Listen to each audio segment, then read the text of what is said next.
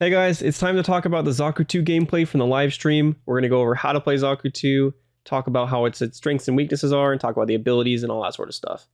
Alright, so getting right into it, ZAKU II is a close range character. You're not going to be able to have a lot of fun playing it if you play it long range. You'll be tickling them and you will not enjoy yourself.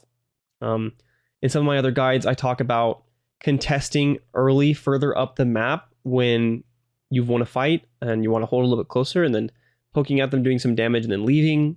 That's very viable. It definitely is viable. It's very strong. But on a character like ZAKU II, it's going to be hard to do that. The most you can do is throw a grenade, something like this. Throw a little grenade. If you do it properly, you can get some extra damage on that, but otherwise you're not going to be able to do it too much. So in this situation, this is just a 1v1. The issues with the ZAKU II here is he doesn't use his cooldowns. ZAKU II is very powerful if you're properly using all its cooldowns. He still has... He's really close up on this Marse here, and he just uses first dash. He still has his smoke available, and so he lets himself die before anything happens. It just tells me that his movement was probably very poor before this, that he didn't take the fight properly. And you need to be unpredictable. ZAKU II is all about playing unpredictably in the micro fights. For those of you who play Tracer in Overwatch, it's just like that. Like exactly like that, actually. But you have to be making sure that you're playing intelligently, using your dashes correctly. Dashing through the enemy is a little bit more risky on ZAKU than it is on Tracer because you don't actually get invulnerability for that. But it's about maximizing your dashes, maximizing your damage, being as sneaky and flighty as possible, and then using your smoke discharger to get out with when you need it, and get HP in return, just as if it was recall. It does also smoke discharger gives you a free charge on your dash, and you can dash while using it, so it's very effective to have overall. If you actually use it. That's all we have from the first map. Gonna talk a little bit more about that from something like this here. This would be a struggle for a ZAKU II in this situation. If this was actually fighting against a proper enemy team, it's a very bad position for a ZAKU II because ZAKU II does not have good long range damage and therefore does not want the enemy to know where they are and does not want to approach from the front. I'll go into that some more in the next set of gameplay. But you do not want them to know where you are. You always want to be on the flank. You always be playing from the side or behind them. The front is really, really bad. You will, even if they're not intentionally trying to hit you, you will accidentally get hit by damage and you'll get chunked down and you'll die or have to go run away. Gives it the high ground for a kill. That's fine. A little bit far away. I mean, you just have to be thinking about like the dashes do recharge very quickly in comparison to Tracers. So that's what the advantage that ZAKU II has, is that it dashes a lot and has a lot of mobility, which means you can be constantly using them. Granted, a lot of enemies have them too, but you have more than most. Everything except for ZAKU and kind of Barbatos, kind of, not really. Well, let's not be using all three of our dashes to run away when we're full health and we just got hit once and we could, you know, somewhere else.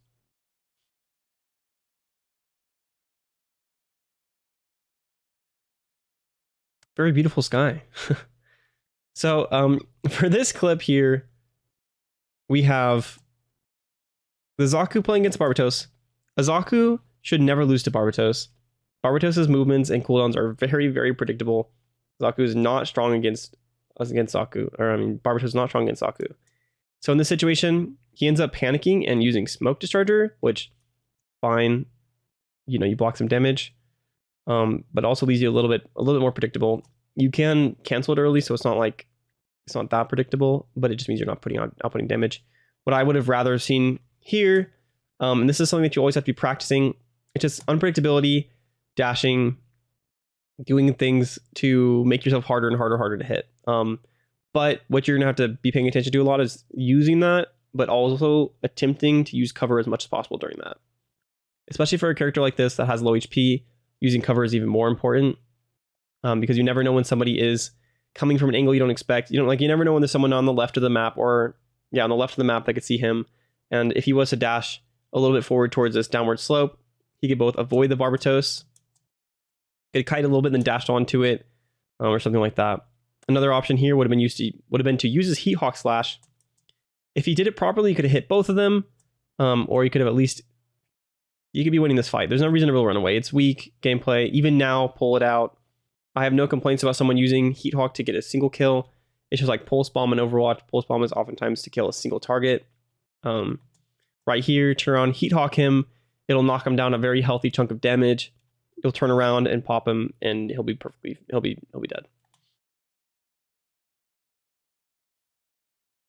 This is really bad.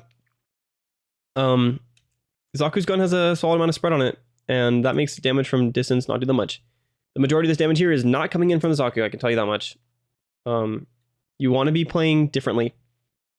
In this circumstance, you would have wanted to approach from the high ground. Like if I'm playing ZAKU right now, I'm dashing onto the high ground, I'm getting above them, regaining my charges, and then I'm looking to engage on something. No spamming from distance. It's useless. And then this is a horrible thing to do, like I talked about.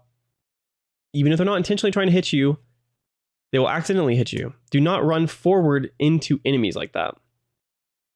If he was playing on the high ground, like I talked about, then you're at an off angle where you can poke them down, or you could potentially drop down behind this ramp and look to contest that. I believe that's a Turning Gundam behind him, and you could trash the two Gundams here. But instead, he chooses to miss position and just play out in the open. Play out in the open and then dash straight into the enemy and be predictable. Coming from the front of the enemy is the most predictable thing. One of your biggest strengths as a ZAKU II is, at minimum, even if the enemy doesn't know where you are, they're having to think about you. And that's time that you're distracting them from playing the game normally. And when they have to think about you, they're going to look around for you. They need to, because if they don't see you coming and you sneak up behind them, you can one-shot like most of the things in the game. So they have to, that's your advantage. And by coming from front, not only are you giving them you're giving up all of the advantages I talked about just now, but you're also making it way easier to die. So this is fine. Gets hooked, reacts by using the smoke discharger. That's good, but you have to think about your positioning while you're doing it. It's not good enough to just smoke and then run off. Or smoke and then just like, oh, I lived, great. Because one, you can also dash during it. So better options, considering that Marseille just got killed. Dash into the cover behind there. Full dash out because you're 1 HP. Really anything better than just standing on the open here and dying because your positioning is terrible. Should have died from this. Unfortunately, fortunately, he's getting healed by his own Metis. Here. He was able to get forward healed along with his own passive healing, but he did misplay there. I'm not sure why he's running around here. Uptime on this character is very important too. It's why it's important to know where all the health packs are on the map and also not take unnecessary damage and have your engagements be as clean as possible from the side. You always want to be in and out constantly as much as you can be. You don't want to be running off looking for it because you don't know where it is or you're just taking too much damage or whatever. This is an example of how powerful ZAKU II can be.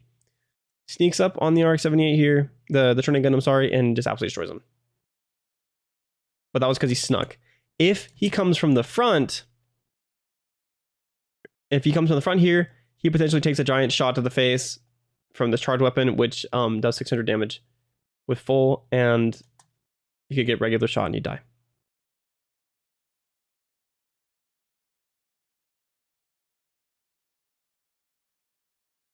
That Ashimar's out of his effective range. He could have chased it, but he got kind of low. Better off to just run away. In these sort of circumstances, playing against a Marseille, you always have to expect and trying to anticipate when they're going to hook you. If you get hooked as a ZAKU II by a Marseille, you're playing poorly. He has 3 dashes. There's got to be a way to dodge this with 3 dashes. He does end up dodging it, but you have to pay more attention to it. You can expect it coming like right about, now, right as you turn the corner and he sees you. That's when you want to dash. You want to anticipate it. You want to think about what cooldowns they have and what they're trying to put on me. ZAKU does not want to fight against Sazabi, so you run.